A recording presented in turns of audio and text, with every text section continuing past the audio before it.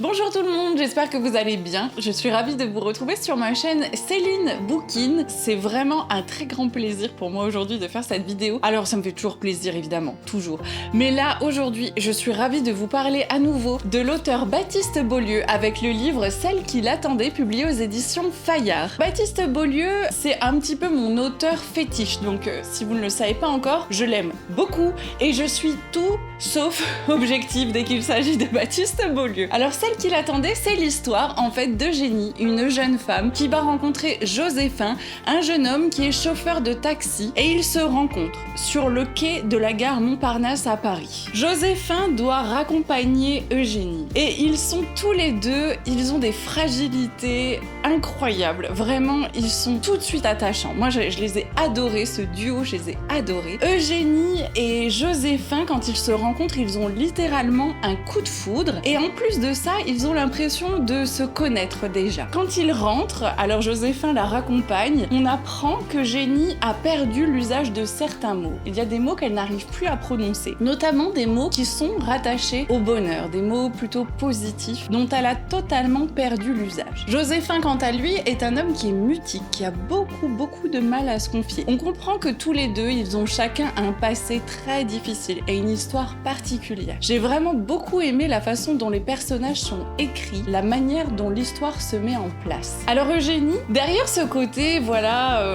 on découvre une personne qui a des projets farfelus. Elle adore inventer des choses, des machines à remonter le temps. Enfin, elle est vraiment géniale. Joséphin, lui, il travaille la terre, il fait beaucoup de poterie. C'est d'ailleurs un art dans lequel il s'exprime le plus, car la plupart du temps, il est très silencieux. J'ai beaucoup aimé cette personnalité-là parce que, voyez-vous, c'est très compliqué, à mon sens, de présenter un personnage qui ne parle pas beaucoup. Parce que ce que l'on ressent avec Joséphin, c'est qu'il y a beaucoup de choses dans ses silences. Ces silences sont très chargés et veulent dire beaucoup de choses. Et ça, c'est vraiment un personnage que j'ai beaucoup aimé. De toute façon, je les ai adorés tous les deux. Eugénie et Joséphin, chaque chapitre porte leur nom. C'est vraiment des personnages qu'on a envie de découvrir, on a envie de comprendre ce qui leur est arrivé. Pourquoi ils sont comme ça aujourd'hui. C'est vraiment un coup de foudre. C'est une histoire d'amour, mais pas que. Parce qu'en fait, le récit est entrecoupé d'extraits de journaux parce que, en fait, Eugénie va devenir célèbre. Mais vraiment, une célébrité soudaine pour une chose dont je ne vous parlerai pas.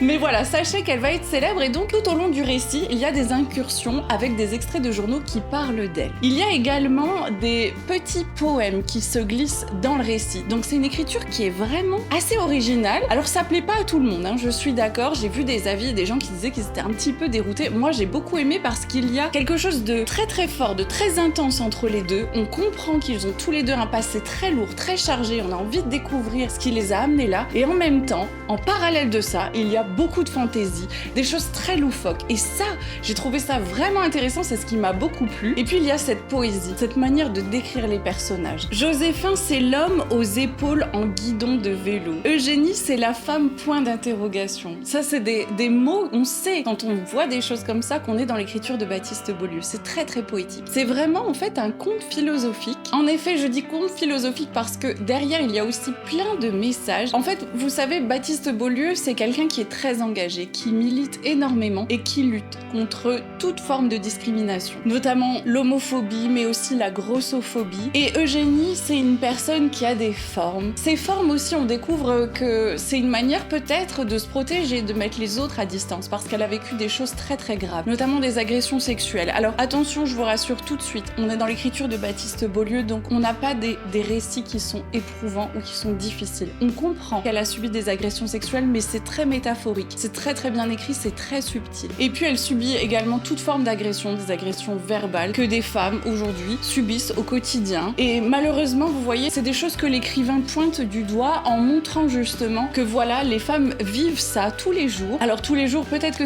j'exagère, mais elles ont appris à faire avec, comme si elles étaient conditionnées. Et c'est pas normal. Et ça, en fait, Baptiste Beaulieu arrive à le dénoncer, à le montrer. J'ai trouvé ça génial parce qu'il y a des choses auxquelles on s'habitue. Ou voilà, des choses clairement avec lesquelles on fait semblant de pas avoir entendu. On est vraiment très forte là-dessus, mais c'est pas normal. Et Eugénie, quand à certains moments elle est bien traitée, alors elle est traitée juste comme elle devrait l'être, comme un être humain qu'on respecte, et ben elle-même elle est surprise parce qu'elle n'est pas habituée à ça. Et vous voyez, ça c'est des choses qui sont vraiment intéressantes dans l'écriture de Baptiste Beaulieu parce qu'en plus c'est un homme et il prend la défense des femmes.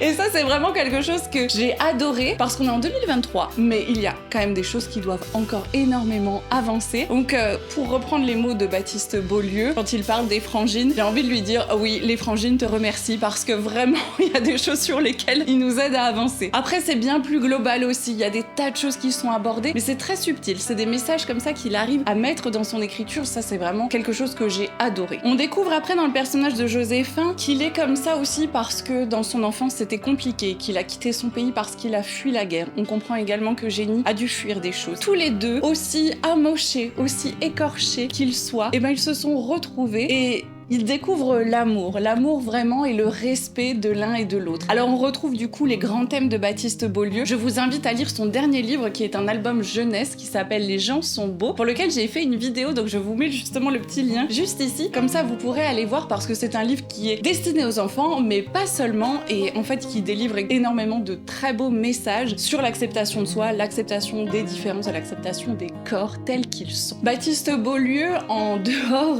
du fait qu'il écrit des livres magnifiques, il est également médecin. J'ai eu la chance de le rencontrer puisqu'il est venu à une séance de dédicace près de chez moi et j'étais vraiment très impatiente de le voir. Et vous savez, quand je l'ai vu, je me suis dit c'est fou, on retrouve vraiment la personne que l'on sent dans les livres. On sent que c'est quelqu'un qui ne ment pas. J'en doutais pas une seconde, mais vraiment ça fait tellement du bien de voir des personnes comme ça qui sont vraies, qui sont authentiques. Je me suis dit là, j'ai vraiment vu quelqu'un, enfin ça me marquera, mais c'est évident. C'est vraiment une rencontre qui m'a énormément marquée. Une personne qui est pleine d'humanité, qui sait se mettre à la portée des gens et pour qui, vous savez, il vous rappelle à quel point tous les petits gestes comptent, les petites choses du quotidien qu'on a des fois tendance à oublier mais qui font que voilà, le bonheur est là et moi ça m'émerveille vraiment. Donc c'est quelqu'un qui est puissamment thérapeutique, pas seulement dans son activité de médecin de fait, mais également dans son écriture et il y a beaucoup de poésie. C'est vraiment un récit philosophique et toute cette petite poésie,